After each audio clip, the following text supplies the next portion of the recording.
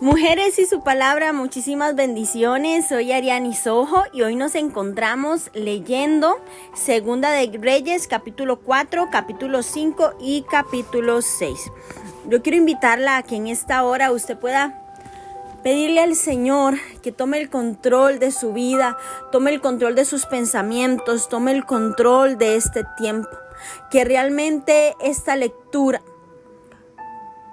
sea un tiempo de transformación, un tiempo donde marque un antes y un después en tu vida, mujer. Que no sea una lectura más, que no sea un compromiso más, que no sea un tiempo más que tienes que hacer, sino que sea un momento donde el Espíritu Santo haga una obra extraordinaria, gloriosa, poderosa, transformadora en tu vida.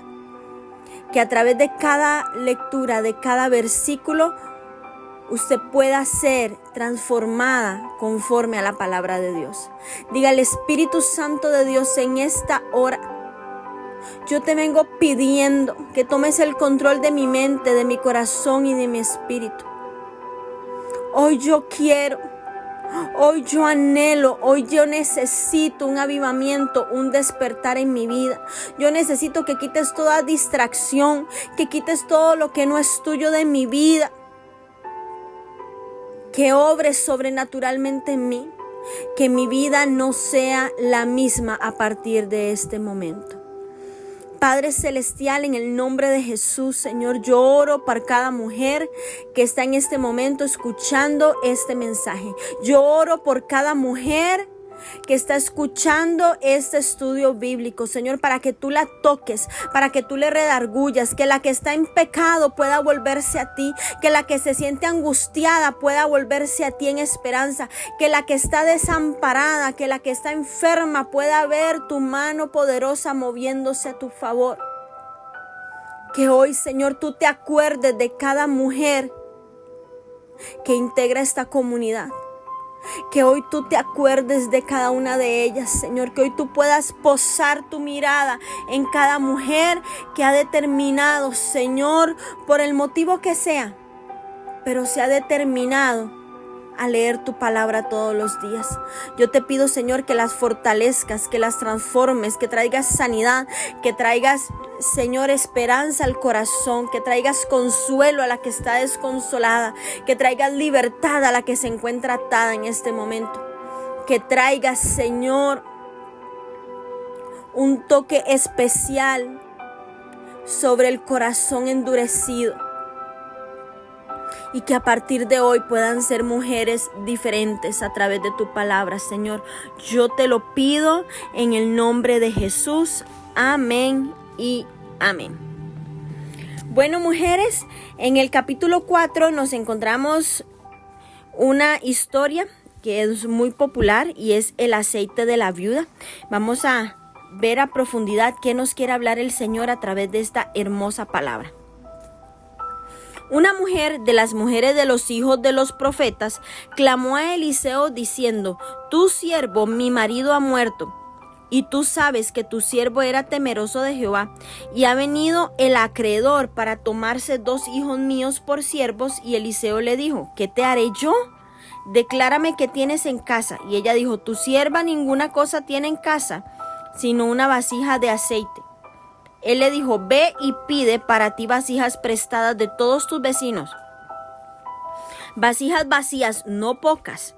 Entra luego y enciérrate tú y tus hijos y echa en todas las vasijas, y cuando una esté llena, ponla aparte. Y se fue la mujer y cerró la puerta, encerrándose ella y sus hijos, y ellos le traían las vasijas y ella echaba del aceite.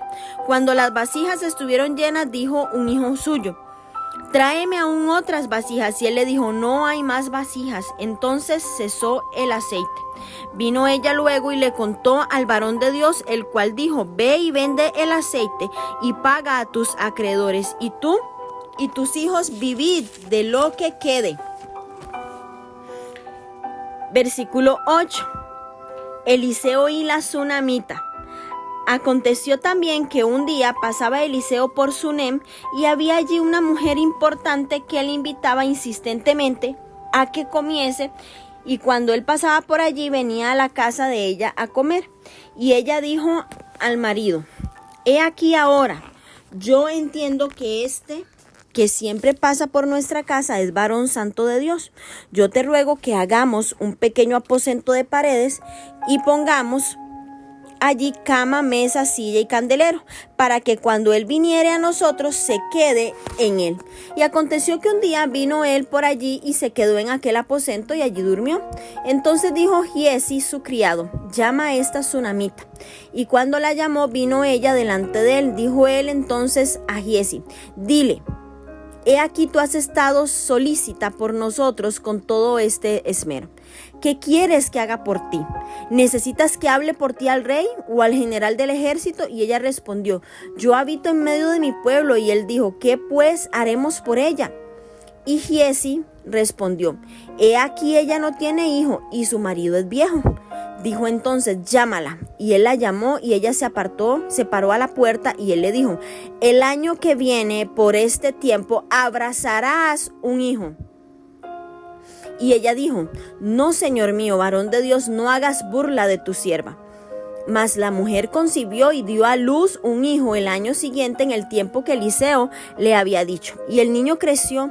Pero aconteció un día que vino a su padre, que estaba con los segadores, y dijo a su padre: ay, mi cabeza, mi cabeza. Y el padre dijo a un criado: llévalo a su madre. Y habiéndole él tomado y traído a su madre, estuvo sentado en sus rodillas hasta el mediodía y murió. Ella entonces subió y lo puso sobre la cama del varón de Dios, y cerrando la puerta se salió. Llamando luego a su marido, le dijo: te ruego que envíes conmigo a alguno de los criados y una de las asnas, para que yo vaya corriendo al varón de Dios y regrese. Él dijo: ¿para qué vas a verle hoy? No es nueva luna ni día de reposo. Y ella respondió: paz. Después hizo enalbardar el asna y dijo al criado: guía y anda, y no me hagas detener en el camino, sino cuando yo te lo dijere.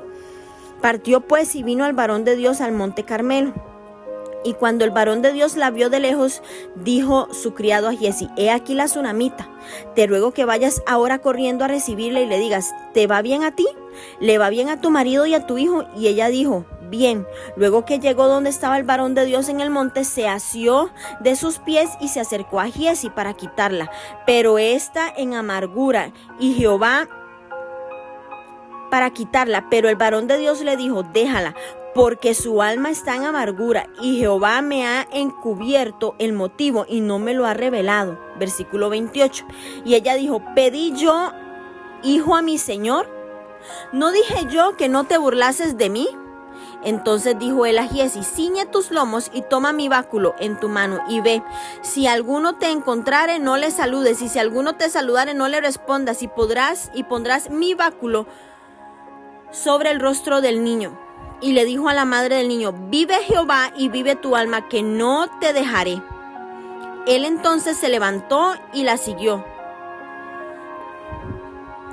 Y Giezi había ido delante de ellos y había puesto el báculo sobre el rostro del niño, pero no tenía voz ni sentido, y así se había vuelto para encontrar a Eliseo y se lo declaró diciendo: el niño no despierta. Versículo 32. Y venido Eliseo a la casa, he aquí que el niño estaba muerto, tendido sobre su cama.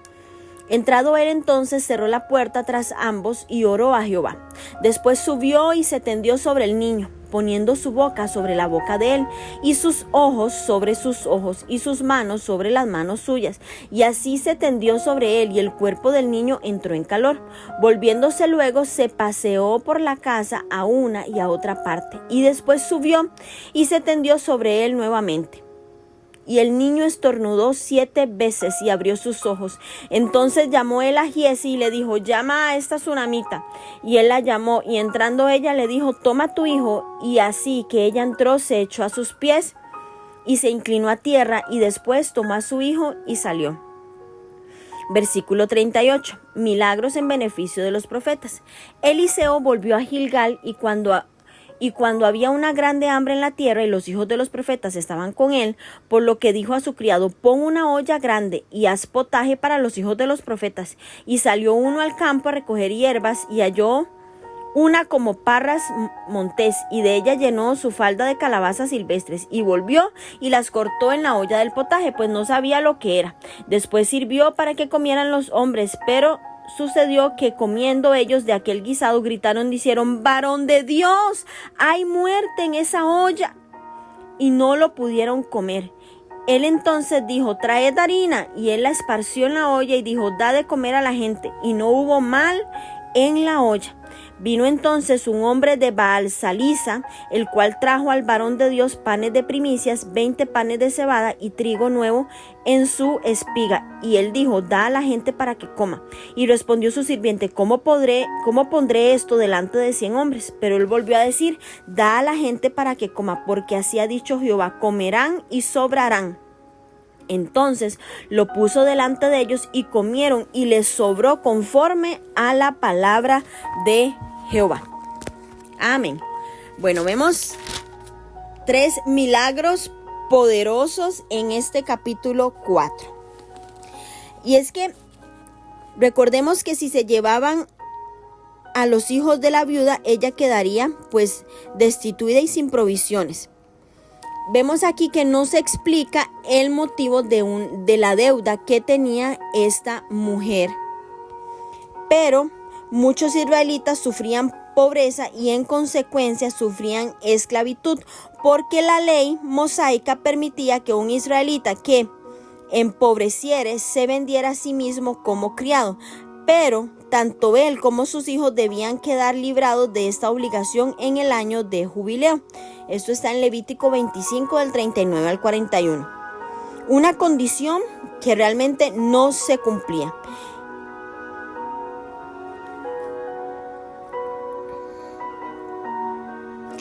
A la gente pobre o a los deudores se les permitía pagar sus deudas vendiéndose a sí mismos, y eso era demasiado doloroso. También recordemos que la esclavitud que vemos en este tiempo era muy diferente a la esclavitud de ese momento. Por eso en el año del jubileo era cuando venía la liberación. Recordemos que también el Señor los reprendió porque muchos no ayudaban a las personas que necesitaban, porque se acercaba el año del jubileo y tenían que perdonar las deudas. Entonces, detrás de esta ley pues había muchas cosas irregulares que se hacían. Vemos cómo este capítulo registra los 4 milagros de Eliseo. Suministró dinero para una pobre viuda, resucitó a un niño, purificó un alimento envenenado y proveyó comida para 100 hombres. Estos milagros muestran el amor de Dios, la ternura y el cuidado sobre aquellos que son fieles.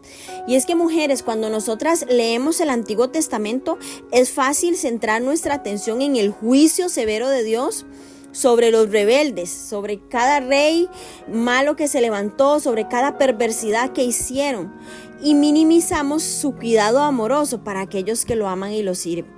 Y el verlo obrando y proveyendo provisiones diarias para sus seguidores nos ayuda a nosotras a mantener en una perspectiva correcta su juicio severo para el que no se arrepiente.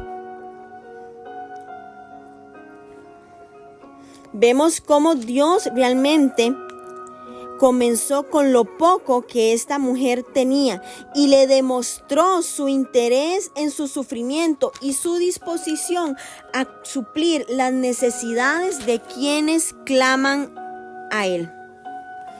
Y es que esta viuda del profeta era una mujer desesperada, una viuda pobre de uno de los profetas de Eliseo. Corría gran peligro de que sus hijos fueran vendidos como esclavos para saldar las deudas. Su única posesión era una vasija de aceite. Desesperada se acercó a Eliseo, al profeta, en busca de ayuda. Vemos cómo él le da indicaciones, cómo él le da la instrucción, la estrategia para librarla de la circunstancia en la que estaba.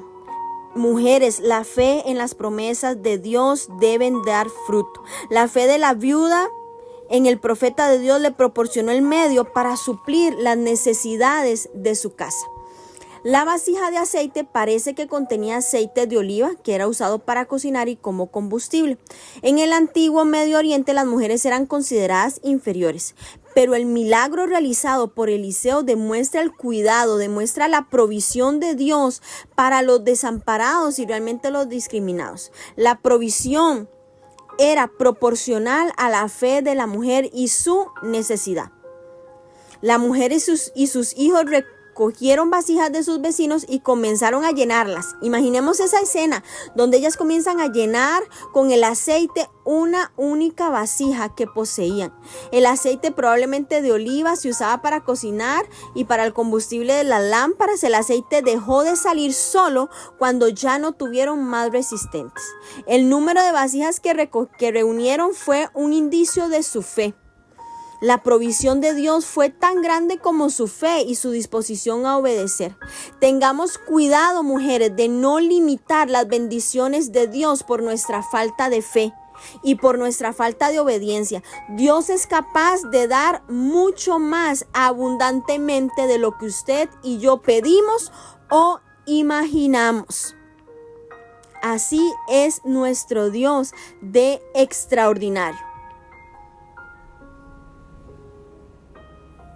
Y es que la cantidad de bendición recibida por ella fue proporcional a la fe en la palabra profética, a la diligencia en conseguir todas las vasijas de la comunidad. La orden de llenar las vasijas después de cerrar la puerta hace claro que el milagro no fue un espectáculo público. Ni siquiera el profeta estuvo presente. No hubo magia, no hubo un truco, sino que fue un acto poderoso de un Dios y creador amoroso que quería satisfacer la necesidad personal en privado de aquella mujer. Así su participación personal y la ausencia de Eliseo servían para que ella se diera cuenta de que el poder para resolver su problema no procedía del profeta, no procedía del hombre, no procedía de un ser humano, procedía de Dios. Mujer, hoy es el día para que usted aumente su fe y usted entienda, comprenda y se te sea revelado que el poder para que se resuelva ese problema en su casa procede de Dios. Que el poder para que su matrimonio se restaure procede de Dios. Que el poder para que sus hijos vuelvan a casa procede de Dios. Que el poder para que se pueda solucionar el conflicto económico procede de Dios. ¿Cuántas vasijas tienes preparadas para que el Señor comience a llenarlas de aceite? ¿Cuánta fe tienes? ¿Cuánta fe tienes? El Señor quiere hacer el milagro en nuestra vida. Vemos cómo el aceite acaba cuando ya no habían más vasijas. Eliseo le dijo: vende el aceite y la ganancia, paga la deuda y la ganancia la usarás para vivir juntos los tres. Esta viuda, que se caracterizaba por su obediencia a la palabra de Dios, se parece también a la viuda de Sarepta de Primera de Reyes 17. Tenemos que ser mujeres obedientes. Tenemos que ser mujeres estrategas. Tenemos que ser mujeres de fe, que crean en lo que dice. Una palabra profética cambió el destino, el rumbo de la vida de esta mujer, porque no fue poquito, fue mucho lo que lograron reunir. Vendieron y con lo que obtuvieron, el Señor la transformó de ser una mujer desesperada a ser una mujer empresaria, a ser una mujer con influencia económica en la sociedad. Una palabra profética, una mujer obediente, una mujer llena de fe, provocó que su historia y la historia de su casa y la historia de sus hijos cambiara para siempre. Para siempre. No volvió a ser nunca más la misma mujer. Vemos ahora el segundo milagro, que es Eliseo y la tsunamita. Era una mujer destacada de Sunem y era una excelente anfitriona. Realmente tenía hospitalidad. Y el texto no describe por qué la mujer de Sunem era importante, que era notable, que era distinguida, no lo deja claro, pero ella demostró fe en el Dios de Israel y reverencia a él, brindándole hospitalidad y albergue al profeta del Señor. Y es que en una nación liderada por reyes paganos, aquellos que continuaban fieles a Yahvé probablemente consideraban que la presencia de Eliseo era una bendición. Encontrar a alguien fiel a Yahvé en ese momento era algo en peligro de extinción. O sea, eran muy pocos. Eliseo manifestó una preocupación también por la unidad y la felicidad de la familia de la mujer tsunamita. Vemos aquí el polo opuesto a la pobre viuda anterior y vemos aquí una mujer que se destacaba y tenía una posición económica estable. Vemos el contraste, pero ambas mujeres necesitaban un milagro. Las dos estaban unidas en una fe anclada en Jehová. Y es que en su circuito profético, Eliseo pasaba con frecuencia por Sunem debido a su cercanía al Monte Carmelo, que era normalmente donde él iba, pero no se quedaba allí. Por eso la tsunamita se vio inquietada a poder atender al profeta y demostrarle la virtud de la hospitalidad. Sunem era una aldea de la tribu de Isaacar a unos 7 kilómetros al norte de Jezreel, en la falda del collado de Moré. Tenía una vista panorámica del norte hacia la parte este del valle de Jezreel. Con el tiempo, la señora convence a su esposo de ayudar aún más a este profeta santo por medio de la construcción de un cuarto en el techo de la casa. Y no solo eso, sino que lo amuebla y ella realmente quería demostrar gratitud. Ella quería darle un hospedaje adecuado y especial al hombre de Dios.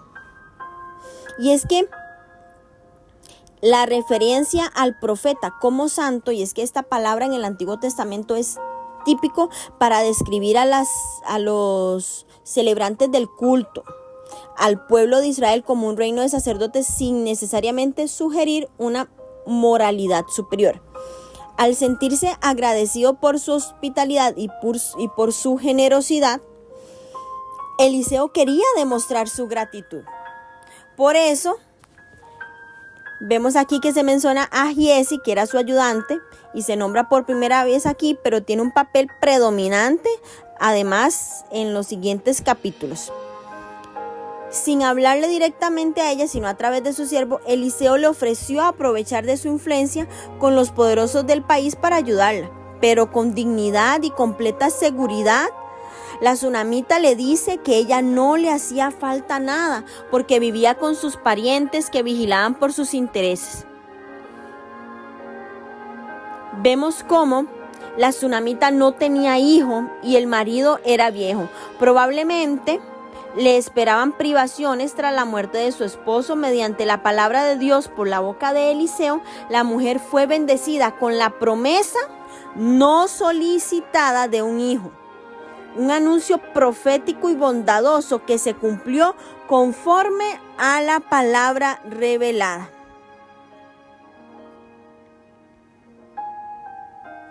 Vemos cómo antes de pasar un año se cumple cabalmente la palabra profética.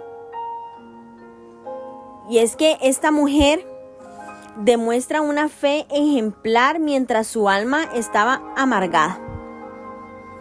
Vemos cómo el niño, que probablemente tenía unos 5 o 6 años, estaba jugando, se enferma repentinamente y es muy probable que le dé un ataque debido al calor del sol de insolación por la época. Se lo llevan a su madre y junto a ella murió al mediodía. En ese mismo momento vemos la total seguridad y autosuficiencia del día antes, cuando no necesitaba del profeta. Terminó por completo para esta mujer. Como en el caso de Job, en unos cuantos minutos todo se desmoronó.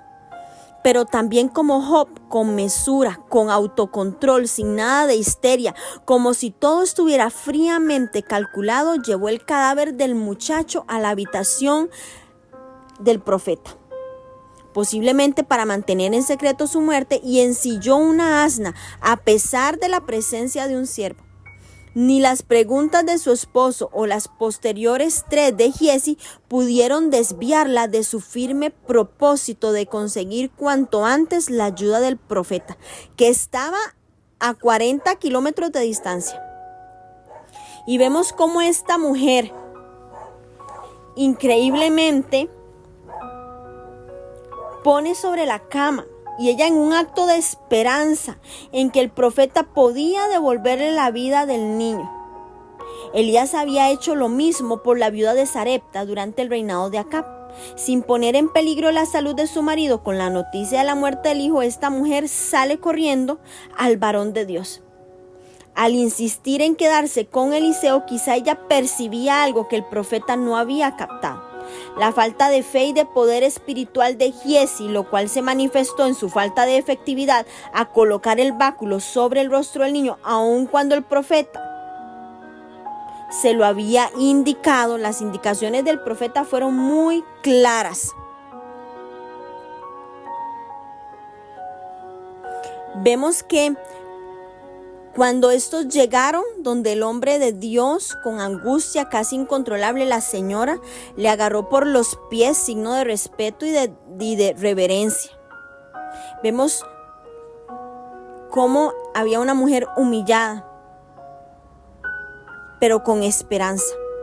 Con enojo y amargura comenzó a revelarle con palabras cortantes y acusatorias el desenlace de su hijo, junto con una petición de parte de ella. Ella le recordó que ella no había pedido un hijo de él, y aun cuando él le había prometido, advirtió al profeta que no se burlara de ella.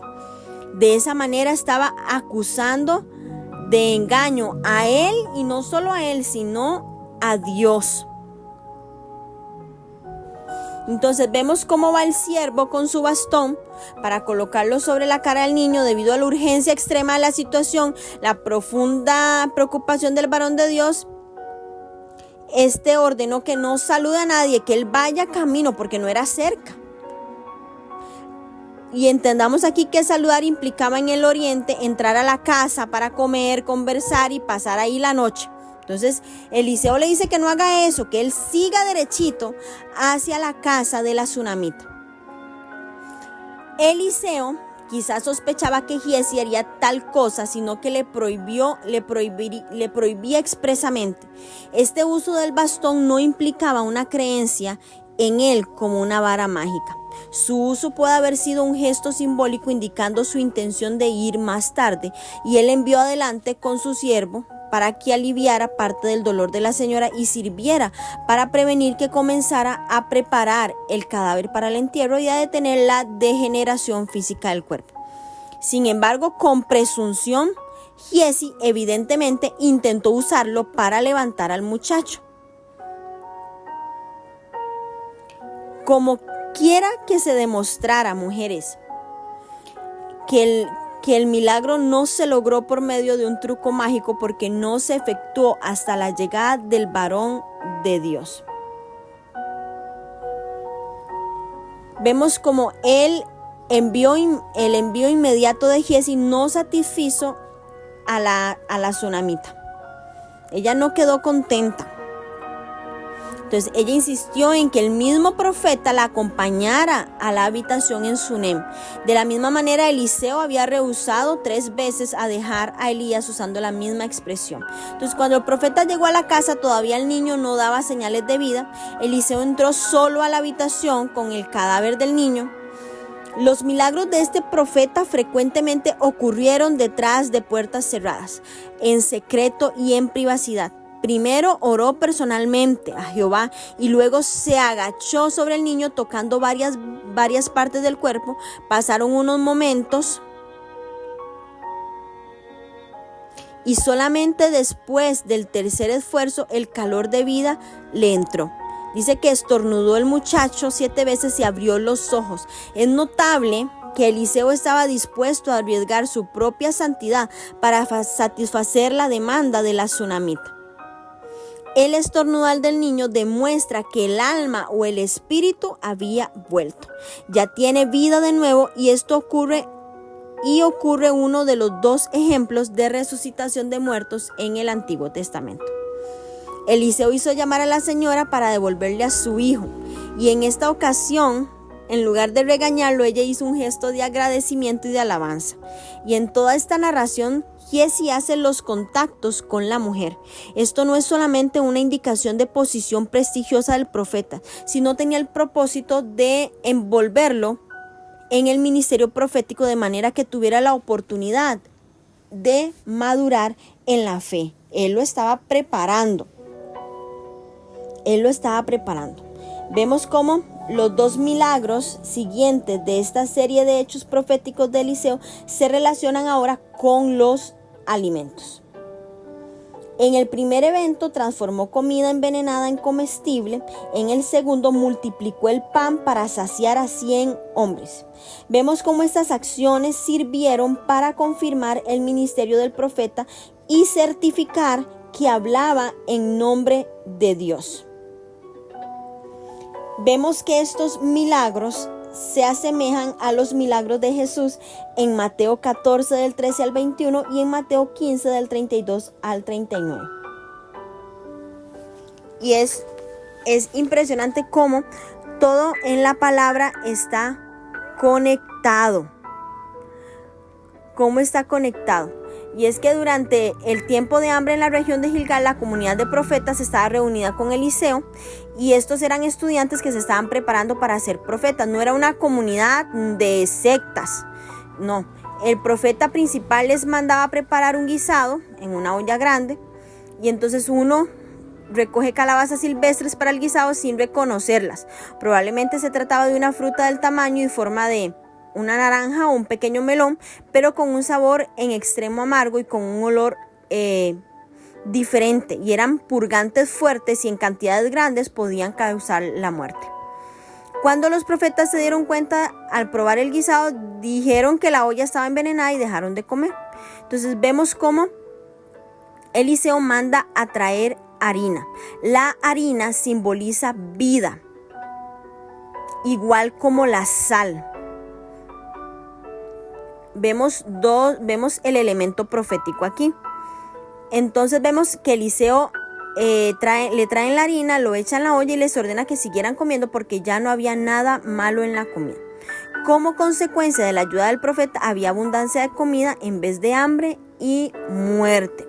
La harina y la sal son artículos que se usan comúnmente en los actos proféticos. Mujeres, no es brujería. Vemos también la multiplicación de los panes para los profetas. Durante el tiempo de hambre del acontecimiento anterior ocurrió este ejemplo de las provisiones especiales de Dios para sus escogidos. Vemos la providencia divina demuestra tanto en el regalo de 20 panes de cebada y los granos de trigo como su ofrenda de primicias por el hombre de Baal Salisa, que trae al varón de Dios panes de primicias para los profetas y presenta una ofrenda apropiada para los sacerdotes y levitas, según lo que dice Levítico 23 del 10 al 14 y Deuteronomio 18 del 1 al 6. Y es que este acto demuestra que quedaban personas en Israel que temían a Dios y que estimaban como líderes religiosos a los hijos de los profetas. Vemos cómo cada una de estas 4 narraciones, de estos 4 milagros, comienzan con un problema que se resuelve de la intervención del hombre de Dios que emite la palabra profética. Todas demuestran cómo Dios y su palabra mejoran la vida, de la pobreza extrema a la libertad de toda deuda, de la muerte a la vida, de alimento envenenado a comida saludable, y del hambre a la sobreabundancia. ¿Cuántas reciben esta palabra? ¿Cuántas creemos que a través de estas palabras, a través de la palabra de Dios que estamos leyendo, vamos a pasar de la pobreza, de la escasez, de la limitación a la libertad de toda deuda, de toda escasez, que vamos a pasar de la muerte espiritual, de toda sentencia de muerte a través de enfermedad, a vida, así sea en nuestra vida o en nuestra generación? Vamos a pasar de recibir el alimento envenenado, de recibir contaminado, de recibir lo que no viene de Dios, a comer el alimento bueno, a comer alimento que nos sustente, que vamos a pasar del hambre a la sobreabundancia en el nombre de Jesús. Reciba la palabra, que así como cada uno de estas personas, al recibir la palabra profética, su vida cambió. Hoy nosotras, al recibir la palabra profética más certera, que es la palabra de Dios, su vida va a cambiar. El rumbo de su historia va a cambiar. Usted no va a seguir siendo la misma mujer. Usted no va a seguir siendo la misma persona. Usted no va a seguir siendo la misma esposa. Usted no va a seguir siendo la misma madre. Usted no va a seguir siendo la misma hija. Usted no va a seguir siendo la misma empresaria. Usted no va a seguir siendo la misma trabajadora. Porque el poder de la palabra de Dios comienza a hacer efecto en su vida. Hoy el Señor está rescatando a más de una de la muerte. Hoy el Señor está sacando a más de una de la desesperación y la está transformando en esperanza. Hoy el Señor está sacando a más de una de la tragedia económica. Está trayendo libertad a más de una de la esclavitud. Hoy el Señor está trayendo a vida a más de un hijo muerto, a más de una hija muerta.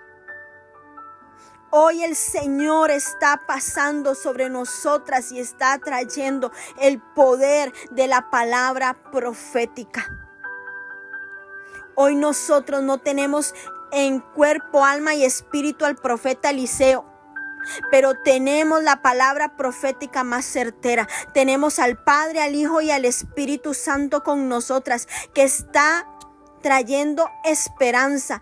Hoy el Señor está rompiendo en pedazos toda palabra de muerte, toda sentencia sobre tu vida, mujer, sobre tu casa, sobre tu generación. Hoy el Señor está supliendo lo que cada una de nosotras más necesitamos. A la que necesita dinero, el Señor se lo va a dar. A la que necesita hijo, el Señor se lo va a dar. A la que necesita un matrimonio establecido, el Señor se lo va a dar. A la que está necesitando pan y guisado, el Señor hoy nos lo da en el nombre de Jesús. En el nombre de Jesús. Dios tiene un especial interés por tu vida. Hoy el Señor tiene cuidado de ti, así como lo tuvo con cada una de estas personas. Hoy el Señor trae restauración a la vida que ha sido rota en pedazos, en el momento más desesperante de todos. Hoy el Señor está trayendo palabra profética sobre tu vida, mujer. Tienes que recibir esto. No puedes seguir siendo la misma mujer después de esta palabra, porque hoy el Señor te está activando. Hoy el Señor, a través del Espíritu Santo, nos está tocando y nos está transformando. Vamos a encontrarnos ahora en el capítulo 5, porque apenas estamos comenzando. No estamos ni a la mitad de la lectura de hoy y el Señor ya nos está transformando de una forma impresionante. Tenemos ahora a Eliseo y Naamán. Naamán, general del ejército del rey de Siria, era varón grande delante de su señor y lo tenía en alta estima, porque por medio de él había dado Jehová salvación a Siria. Era este hombre valeroso en extremo, pero leproso. Y de Siria había salido bandas armadas y habían llevado cautiva de la tierra de Israel a una muchacha, la cual servía a la mujer de Naamán. Esta dijo a su señora: si rogase mi señor al profeta que está en Samaria, él lo sanaría de su lepra. Entrando Naamán a su señor, le relató diciendo: así y así ha dicho una muchacha que es de la tierra de Israel. Y le dijo el rey de Asiria, anda, ve y yo enviaré cartas al rey de Israel. Saltó pues él llevando consigo 10 talentos de plata y 100,000 piezas de oro, 10 mudas de vestidos. Tomó también cartas para el rey de Israel que decían así: cuando lleguen a ti estas cartas, sabe por ellas que yo envío a ti mi siervo Naamán para que lo sanes de su lepra. Luego que el rey de Israel leyó las cartas, rasgó sus vestidos y dijo: ¿soy yo Dios que mate y dé vida? ¿Para que éste envíe a mí a que sane un hombre de su lepra? Considerad ahora y ved cómo buscas ocasión contra mí. Cuando Eliseo, el varón de Dios, oyó que el rey de Israel había rasgado sus vestidos, envió a decir al rey: ¿por qué has rasgado tus vestidos? Venga ahora a mí y sabrá que hay profeta en Israel. Y vino Naamán con sus caballos y con su carro y se paró a la puerta de la casa de Eliseo. Entonces Eliseo le envió un mensajero diciendo: ve y lávate 7 veces en el Jordán, y tu carne se restaurará y será limpia. Y Naamán se fue enojado diciendo: he aquí, yo decía para mí: saldrá él luego y estando en pie invocará el nombre de Jehová su Dios, alzará sus manos y tocará el lugar y sanará la lepra. Abana y Farfar, ríos de Damasco, ¿no son mejores que todas las aguas de Israel? Si me lavare en ellos, ¿no seré también limpio? Y se volvió y se fue enojado. Mas sus criados se le acercaron y le hablaron diciendo: Padre mío, si el profeta te mandara alguna gran cosa, ¿no la harías? ¿Cuánto más diciéndote: lávate y serás limpio? Él entonces descendió y se zambulló 7 veces en el Jordán, conforme a las palabras del varón de Dios. Y su carne se volvió como la carne de un niño y quedó limpio. Y volvió el varón de Dios, él y toda su compañía, y se puso delante de él y dijo: he aquí ahora conozco que no hay Dios en toda la tierra sino en Israel. Te ruego que recibas algún presente de tu siervo. Mas él dijo: vive Jehová, en cuya presencia estoy, que no lo aceptaré. Y le instaba que aceptara alguna cosa, pero él no quiso. Entonces Naamán dijo: te ruego pues, de esta tierra no se dará a tu siervo la carga de un par de mulas.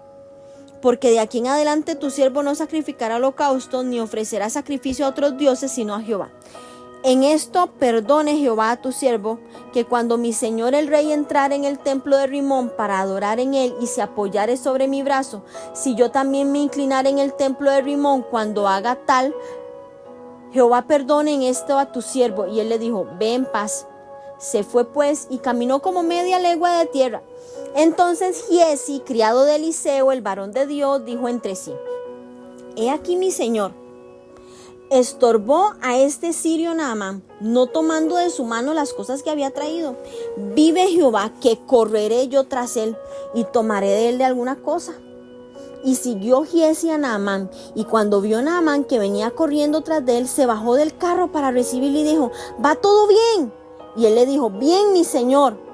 Mi señor me envía a decirte: he aquí vinieron a mí a esta casa, en esta hora del monte de Efraín 2 jóvenes de los hijos de los profetas. Te ruego que le des un talento de plata y 2 vestidos nuevos. Dijo Naamán: te ruego que tomes 2 talentos. Y le insistió y ató 2 talentos de plata en 2 bolsas y 2 vestidos nuevos. Y los puso todo a cuesta de 2 de sus criados para que lo llevasen delante de él. Y así que llegó a un lugar secreto, él lo tomó de mano de los hombres que se fuesen. Y él entró y se puso delante de su señor, y Eliseo le dijo: ¿de dónde vienes, Giezi? Y él le dijo: tu siervo no ha ido a ninguna parte. Él entonces le dijo: ¿no estaba también allí mi corazón cuando el hombre volvió de su cuarto a recibirte? Es tiempo de tomar plata y de tomar vestidos, olivares, viñas, ovejas, bueyes, siervos y siervas.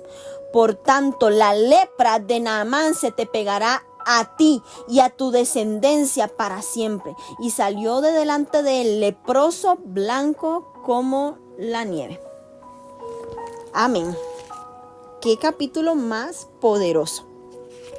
Muchísimo vamos a aprender de él. Bueno, este relato de la sanidad de Naamán, vemos cómo enfatizó la soberanía del Señor sobre todas las naciones. El Señor era Dios soberano sobre todas las naciones. y vemos cómo ejemplificó su propósito misionero para Israel. Aparentemente los sirios no ponían en cuarentena a los leprosos. Naamán, el general sirio, era un buen hombre y aparentemente su lepra no fue resultado de injusticia alguna que hubiera cometido. De ahí que este episodio nos ofrezca algunas nociones prácticas sobre el proceso de la sanidad divina. Y es que cuando la persona afectada no es culpable de desobediencia o acción alguna que haya expuesto a su aflicción, número 1, veamos la importancia de compartir la esperanza de la sanidad divina con otros. La puerta para la sanidad de Naamán fue abierta por una sirvienta judía que le recomendó buscar al profeta Eliseo. Los creyentes hacen bien cuando testifican a otros tanto del poder salvador como del poder sanador del Jesús. Vemos cómo la muchacha, que en hebreo es Nara, N-A-A-R-A-H, que significa niña, criada, pequeña, sin importancia, que servía a la mujer de Naamán, expresó una fe inusual en su Dios, porque no dudó de que Dios sanaría incluso a un gentil pagano. Y es que así debemos de ser nosotros debemos de testificar para que otros crean que Dios puede sanar, que Dios aún hace milagros. Número 2, vemos cómo Dios sabe qué hacer con cada persona. A Naamán se lo dijo, que se lavara 7 veces en el río Jordán. Y vemos cómo esto le molestó. Salió a relucir su soberbia, salió a relucir el orgullo. Salieron a la luz lo que había en su corazón. Pero vemos cómo la obediencia y la sumisión se comienza a abrir camino para la sanidad. Y es que nosotras mujeres podríamos afrontar un llamado similar, ya que a veces la acción obediente constituye un requisito para recibir la sanidad. Por ejemplo, cuando Jesús le dijo a los 10 leprosos que se mostraran al sacerdote y fueran sanados luego de haber obedecido, en ocasiones algunas personas por las que se ora para que reciban sanidad, se rinden cuando no ven una sanidad inmediata. Los 10 leprosos iban a ser sanados a través de la obediencia. Entonces Dios tiene formas distintas de tratar con cada uno de nosotros, porque Él sabe lo que nos conviene. Él sabía que para que Naamán recibiera su milagro, tenía que quebrar la soberbia y tenía que quebrar el orgullo, para que fuera una persona diferente. Si no, iba a ser un simple hombre que recibe un milagro y se olvida. Entonces no podemos ser como estos, el no obedecer, el desistir, el rendirnos al no ver el milagro inmediatamente.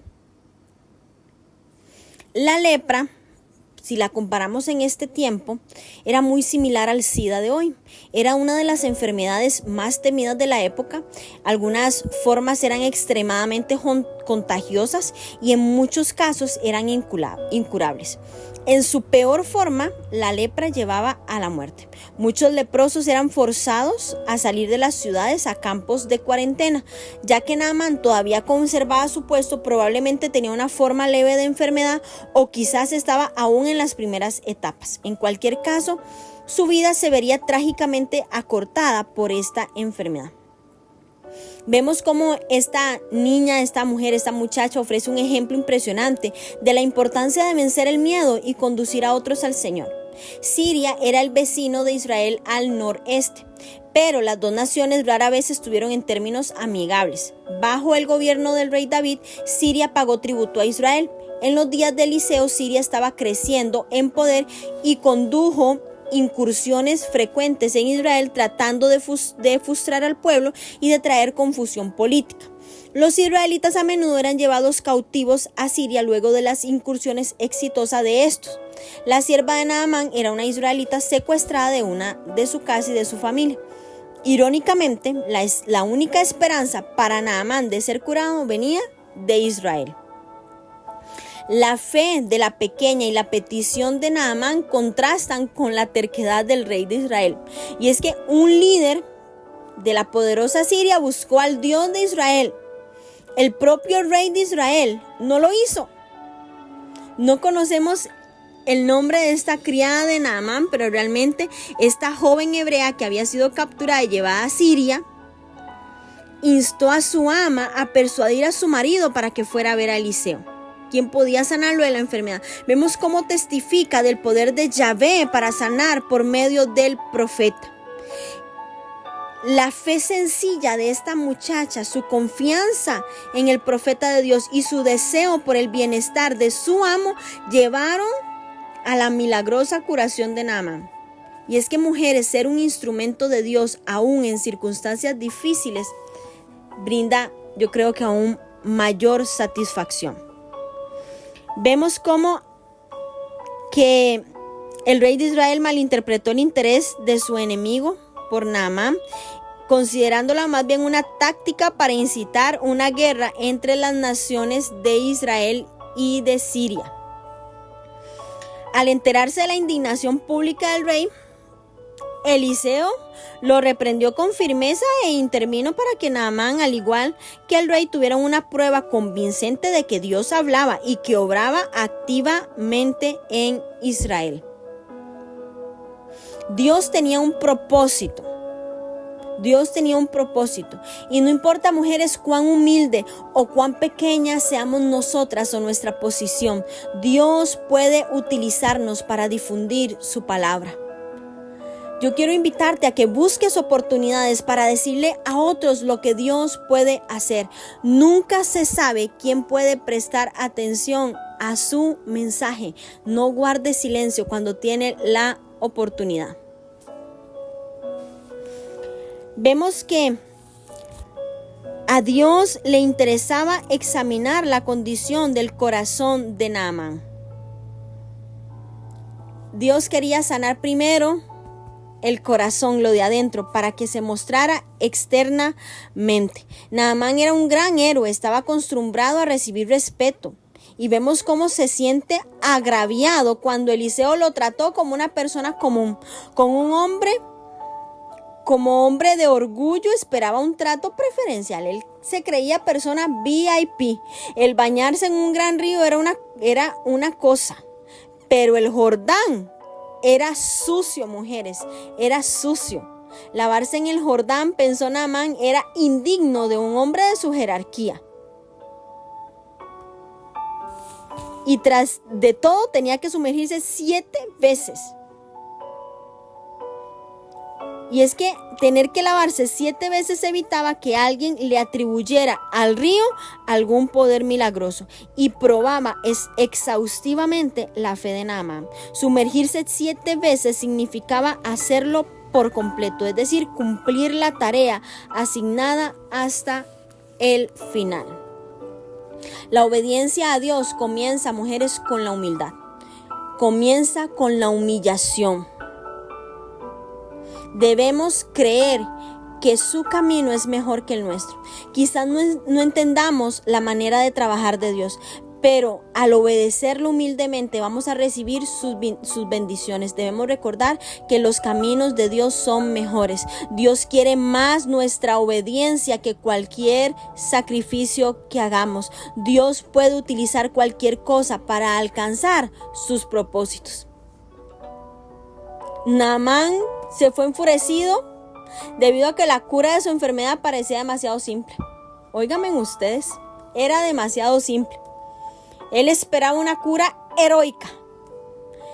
Lleno de soberbia, vemos el egocentrismo, no pudo aceptar una simple cura por la fe. Y es que en algunas ocasiones, mujeres, yo creo que reaccionamos de la misma manera al ofrecimiento del perdón de Dios. Es que es tan fácil acercarnos, reconocer el pecado y pedir perdón, que nos cuesta tanto hacerlo. Solo creer en Jesucristo de alguna manera no parece ser lo suficientemente significativo para alcanzar la vida eterna. Seguir el consejo de Dios muchas veces no parece heroico. Lo que Naamán tuvo que hacer para limpiarse de su lepra era similar a lo que nosotras tenemos que hacer para que nuestro pecado sea limpiado. Aceptar con humildad la misericordia de Dios. No permita, mujer, que su reacción ante el camino de la fe le evite curarse de todo lo que más necesita.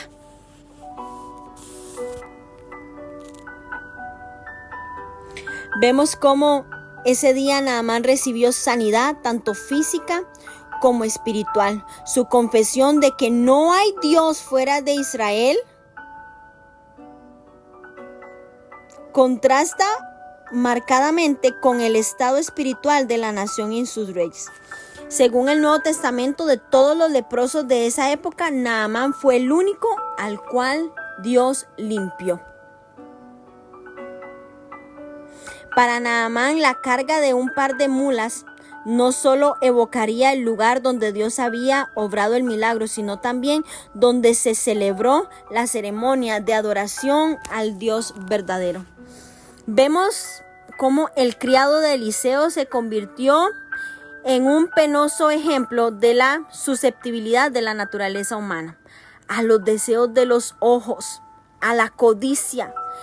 Giezi perdió de vista la finalidad del milagro: atraer a Naamán y a otros testigos a creer en el Dios de Israel. Y observemos, mujeres, la rápida progresión de pecados involucrados en el pedido ilícito de Giezi.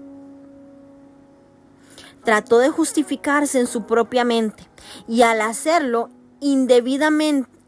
usó indebidamente el nombre de Dios, que era algo totalmente incorrecto, como lo afirma Deuteronomio 5:11. Actuó basado en sus pensamientos erróneos. Mintió y engañó a Naamán, diciéndole que iba en nombre de Eliseo. Guardó los presentes, los escondió. Trató de engañar a su señor, a quien lo estaba formando, y mintió cuando le preguntó dónde había ido. Y esta pregunta me lo imaginé como diciendo: Giezi, te estoy dando la oportunidad. Ya yo sé lo que pasó, pero te estoy dando la oportunidad de que te arrepientas. Y así somos nosotras muchísimas veces. Muchísimas veces Dios nos está dando la oportunidad de que nos arrepintamos.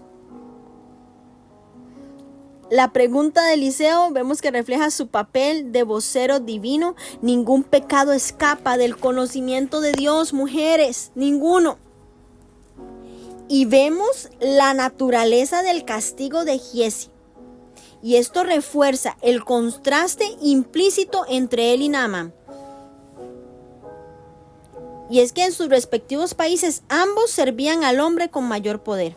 Naamán al rey de Siria, Giezi a Eliseo. Sin embargo, Naamán dejó de lado su orgullo, se humilló, fue sanado y partió en paz. Giezi, en cambio, intentó estimular su orgullo, la avaricia, fue castigado y salió de delante de Eliseo leproso. Mujeres, cuidemos las intenciones de nuestro corazón, porque esa pequeña semillita en nuestro corazón se convierte en un pensamiento y luego en una acción. Y este pasaje nos enseña, esta última parte, que el dinero sea malo. No es que sea malo, o que los pastores no debieran ser remunerados, o que el siervo de Dios no deba tener dinero. No. Pero nos está advirtiendo contra la avaricia y contra el engaño. El verdadero servicio es motivado por el amor y la devoción, no a un hombre, sino a Dios. No se trata de buscar beneficios personales. Mujeres, cuando sirvamos a Dios, analice sus motivos. Analice por qué está sirviendo. No puede servir a Dios y servir al dinero, servir al orgullo, servir a la vanidad, servir a la vanagloria, servir al egocentrismo. No lo podemos hacer. Vamos ahora a leer nuestro último capítulo de hoy. Eliseo hace flotar el hacha. Los hijos de los profetas dijeron a Eliseo: he aquí, el lugar en que moramos contigo nos es estrecho. Vamos ahora al Jordán y tomemos de allí cada uno una viga y hagamos allí lugar en que habitemos. Y él le dijo: andad. Y dijo uno: te rogamos que vengas con tus siervos. Y él respondió: yo iré. Se fue pues con ellos, y cuando llegaron al Jordán, cortaron la madera, y aconteció que mientras uno derribaba un árbol, se le cayó el hacha en el agua, y gritó diciendo: ay, Señor mío, era prestada. Y el varón de Dios preguntó: ¿dónde cayó? Y él le mostró el lugar. Entonces cortó él un palo y lo echó allí, e hizo flotar el hierro, y dijo: tómalo. Y él extendió la mano y lo tomó. Versículo 8. Eliseo y los sirios. Tenía el rey de Siria guerra contra Israel, y consultando con sus siervos dijo: el tal y tal lugar estará mi campamento. Y el varón de Dios envió a decir al rey de Israel: mira que no pases por tal lugar, porque los sirios van allí. Entonces el rey de Israel envió a aquel lugar que el varón de Dios había dicho, y así lo hizo una y otra vez con el fin de cuidarse. Y el corazón del rey de Asiria se turbó por esto, y llamando a sus siervos les dijo: ¿no me declararéis vosotros quién de los nuestros es el rey de Israel? Entonces uno de los siervos dijo: no, rey señor mío, sino que el profeta Eliseo está en Israel, el cual declara al rey de Israel las palabras que tú hablas en tu cámara más secreta. Y él dijo: id y mirad dónde está, para que yo envíe a prenderlo. Y le fue dicho. Y aquí que él estaba en Dotán. Entonces envió el rey allá gente de a caballo y carros y un gran ejército, los cuales vinieron de noche y sitiaron la ciudad. Y se levantó de mañana y salió él que servía al varón de Dios, y he aquí el ejército que tenía sitiada la ciudad con gente de a caballo y carros. Entonces el criado le dijo: ay, señor mío, ¿qué haremos? Él le dijo: no tengas miedo, porque más son los que están con nosotros que los que están con ellos. Y oró Eliseo y dijo: te ruego, oh Jehová, que abra sus ojos para que vea. Entonces Jehová abrió los ojos del criado y miró, y he aquí en el monte estaba lleno de gente de a caballo y de carros de fuego alrededor de Eliseo. Y luego que los sirios descendieron a él, oró Eliseo a Jehová y dijo: te ruego que hieras con ceguera a esta gente. Y los hirió con ceguera, y conforme a la petición de Eliseo. Después les dijo Eliseo: no es este el camino, ni es esta la ciudad, seguidme, y os guiaré al hombre que buscáis. Y los guió a Samaria. Y cuando llegaron a Samaria, dijo Eliseo: Jehová, abre los ojos de estos para que vean. Y Jehová abrió los ojos, y miraron, y se hallaban en medio de Samaria. Cuando el rey de Israel los hubo visto, dijo a Eliseo: ¿los mataré, padre mío? Él le respondió: no los mates. ¿Matarás tú a los que tomaste cautivos con tu espada y con tu arco? Pon delante de ellos pan y agua para que coman y beban y vuelvan a sus señores. Entonces se les preparó una gran comida, y cuando habían comido y bebido los envió, y ellos se volvieron a su señor, y nunca más vinieron bandas armadas de Siria a la tierra de Israel. Versículo 24. Eliseo en el sitio de Samaria. Después de esto aconteció que Bet-Hadad, rey de Siria, reunió a todo su ejército y subió y sitió a Samaria. Y hubo gran hambre en Samaria a consecuencia de aquel sitio, tanto que la cabeza de un asno se vendía por 80 piezas de plata, y la cuarta parte de un cap de estiércol de palomas por 5 piezas de plata. Y pasando el rey de Israel por el muro, y una mujer le gritó y dijo: salva, rey, señor mío. Y dijo: sí, ¿no te salva Jehová? ¿De dónde te puedo salvar yo? ¿Del granero o del lagar? Y le dijo el rey: ¿qué tienes? Ella respondió: esta mujer me dijo: da acá a tu hijo y comámoslo hoy, y mañana comeremos el mío. Cocimos pues a mi hijo y lo comimos. El día siguiente yo le dije: da acá a tu hijo y comámoslo. Mas ella ha escondido a su hijo. Cuando el rey oyó las palabras de aquella mujer, rasgó sus vestidos y pasó así por el muro, y el pueblo vio el cilicio que traía interiormente sobre su cuerpo. Y él dijo: así me haga Dios, y aún me añadas, si la cabeza de Eliseo, hijo de Safat, queda sobre él hoy. Y Eliseo estaba sentado en su casa, y con él estaban sentados los ancianos, y el rey envió a él un hombre. Mas antes que el mensajero viniese a él, dijo él a los ancianos: ¿no habéis visto cómo este hijo de homicida envía a cortarme la cabeza? Mirad pues, y cuando viniere el mensajero, cerrad la puerta e impedidle la entrada. ¿No se oye tras el ruido de los pasos de su amo? Aún estaba él hablando con ellos, y he aquí el mensajero que descendía a él, y dijo: ciertamente este mal de Jehová viene. ¿Para qué he de esperar más a Jehová? Bueno, Devolverle la herramienta a su propietario era probablemente algo fundamental para mantener la reputación del profeta y probablemente su sustento. Vemos aquí un milagro que hace Eliseo. Y a mí, yo digo, definitivamente Dios está en todas las cosas. Porque este incidente del hacha que flota se registra para demostrar el cuidado y la provisión de Dios para aquellos que confían en Él, aún en los sucesos más insignificantes de la vida diaria. Dios siempre está presente. Y colocado entre la curación de un general sirio y la liberación del ejército israelita, este milagro muestra el contacto personal de Eliseo con sus estudiantes profetas que estaban aprendiendo a ser profetas. Y a pesar de que tenía el respeto de los reyes, Eliseo nunca se olvidó del cuidado de los fieles. Y aquí tenemos una gran lección, mujeres. No permitamos que la importancia de su trabajo, de su posición, lo desvíe de su preocupación por la necesidad de otros, principalmente la de nuestra casa y después la de los demás. El rey de Siria era probablemente Ben-Hadad, quien gobernó alrededor de los años 860 al 841. Vemos cómo las acciones de Eliseo dirigen la atención del poder de Dios obrando a favor de sus profetas. Para los judíos exiliados, este relato fue tal vez una fuente de esperanza. Que Dios hiciera lo humanamente imposible demostrado. Lo que hacía era demostrarles que tenía poder para restaurar la nación, tanto en lo físico como en lo espiritual, y para satisfacer las necesidades de su pueblo. Este conflicto entre Siria e Israel no tiene fecha y tampoco se identifica a los reyes. Al escritor le interesaba más enfatizar la soberanía absoluta de Dios, quien obraba a través del profeta Eliseo. Y aunque al parecer todos sabían dónde residía el varón de Dios, el rey de Siria no tuvo en cuenta la insensatez de tratar de interferir con el evidente intento de Dios de proteger a Israel en ese momento.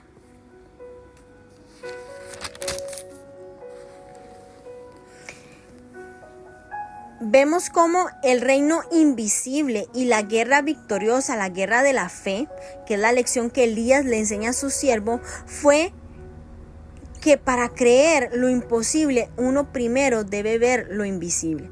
Y este texto nos habla de una guerra entre Siria e Israel, donde el profeta Elías, a través de la percepción profética, le informa a su pueblo sobre las tácticas enemigas. Y aquí la lección, la oración, mujeres, es la clave para discernir las estrategias, los estratagemas de nuestro adversario. Además, la clave para superar el pánico del siervo de Eliseo, fue permitirle ver lo invisible. Y notemos las palabras cruciales. Él oró, no le pidió a Dios que simplemente hiciera un milagro, sino que le permitiera ver dentro de otra dimensión. Y la respuesta vino inmediata. Entonces Jehová abrió los ojos del criado y miró, y he aquí que el monte estaba lleno de gente de a caballo y carros de fuego alrededor de Eliseo. Y estos versículos han sido fuente de mucho consuelo para los creyentes de todas las épocas. Y como dice Romanos 8:31, si Dios es por nosotras, ¿quién contra nosotras? El siervo de Eliseo ya no tuvo más miedo cuando vio el poderoso ejército celestial de Dios. Mujeres, y es que la fe revela que Dios está haciendo más por su pueblo de lo que nosotras nos podemos dar cuenta por medio de nuestra vista natural. Cuando usted está enfrentando dificultades que parecen infranqueables, recuerde que los recursos espirituales están ahí, aun cuando usted no pueda verlos. Vea a través de los ojos de la fe. Permita que Dios le muestre sus recursos. Y si usted no ve a Dios obrando en su vida, probablemente haya un problema con su visión espiritual y no con el poder de Dios, porque Él está ahí con usted. Eliseo dijo al rey que no masacrara a los sirios. El rey no debía acreditarse la gloria por algo que solo Dios había hecho. Y al colocar comida y agua delante de ellos, él estaba amontonando ascuas de fuego sobre sus cabezas. Y es que no sabemos cuánto tiempo permanecieron los sirios alejados de Israel, pero probablemente pasaron algunos años antes de la invasión que vamos a ver que se registra. Los sirios debieron haberse olvidado del tiempo en que su ejército entero fue cegado en forma sobrenatural y enviado a casa. Vemos que el sitio de Samaria causó escasez de alimentos, que se pagaban precios exorbitantes por la cabeza de un asno y la peor parte de un animal inmundo. Que el rey de Israel llevara cilicio interiormente sobre su cuerpo indicaba que ya lamentaba las consecuencias de la hambruna. Cuando se enfrentó a la degradación absoluta de las personas, ejemplificada en el ejemplo del versículo 26 al 30, que es el canibalismo de las mujeres, para el escritor de Reyes y para todo lector que conocía la ley de Dios, esta situación extrema en Israel se consideraba una demostración clara del juicio que el Señor había prometido derramar sobre la nación si desobedecía. ¿Por qué el rey culpó a Eliseo de la hambruna y de los problemas? Bueno, algunos comentaristas dicen que Eliseo debió haber dicho al rey que confiara en Dios para la liberación. El rey hizo esto y estaba vestido de cilicio, pero ahora la situación parecía sin esperanza. Aparentemente el rey pensó que Eliseo le había dado un mal consejo y ni siquiera Dios podía ayudarlo. Otra razón es que durante años existía un conflicto entre los reyes de Israel y los profetas de Dios. Y otro punto es que el rey debió haber recordado cuando Elías lo ayudó a detener la hambruna. Al saber que Eliseo era un hombre de Dios, quizás pensó que Eliseo podía hacer cualquier milagro que quisiera y estaba enojado porque no había venido al rescate de Israel. Pero lo que se le había olvidado al rey era que esto era una demostración clara del juicio que el Señor les había prometido, que él había prometido derramarlo si ellos desobedecían el pacto. Bueno, mujeres, wow. 3 capítulos muy poderosos, muy enriquecedores. Espero sus comentarios. ¿Qué les habló Dios al corazón de cada uno de estos capítulos? Las bendigo en este día y que puedan ver la sobrenaturalidad de Dios en todo lo que hagan.